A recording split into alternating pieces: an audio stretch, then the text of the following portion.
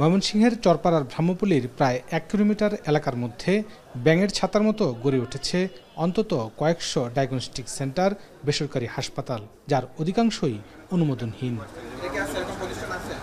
বুধবার সকাল থেকে অভিযানে নামে র‍্যাব ১৪। দেখা যায় ইসিজি রুমে ভর্তি সিজারিয়ান রোগী, নোংরা পড়ে আছে অপারেশন থিয়েটার।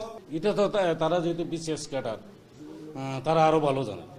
উনি তো আমি তো আর অপারেশনটা করি না, আমি জাস্ট ফোন ম্যানেজমেন্টের কাজটা করি। বিষয়টা তো এমনই। হ্যাঁ, বিষয়টা এমনই। সরকারি মেডিকেলের সেবা নিতে আসা রোগীদের এসব মানহীন ক্লিনিকে ভাগিয়ে নিয়ে আসতো দালাল চক্র।